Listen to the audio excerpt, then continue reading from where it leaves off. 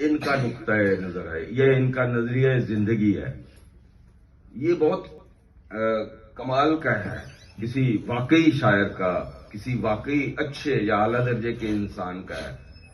کہ جو صرف انسانوں سے محبت نہیں کرتا، جو اس کائنات کے ذرے ذرے سے محبت کرتا ہے، وہ سمجھتا ہے کہ انسان ہونے کا مطلب یہ ہے کہ ہم کائنات کے ذرے ذرے سے محبت کریں، وہ چاہے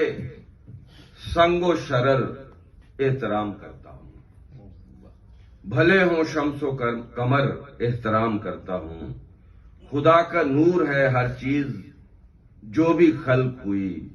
وہ دھوپ ہو کے شجر احترام کرتا ہوں، میں نیک و بد کی کبھی جستجو نہیں کرتا، کوئی ہو اہل ہنر احترام کرتا ہوں، خدا کے واسطے ایسا نہ سوچئے صاحب کہ بزدلی ہے اگر احترام کرتا ہوں، اور تمہارے دل کی طرح مسجدوں سے پیار کیا، خدا کا جو بھی ہو گھر احترام کرتا ہوں، اور جواب دے نہیں سکتا تمہارے تانوں کا، ہے کربلا کا سفر احترام کرتا ہوں۔ تو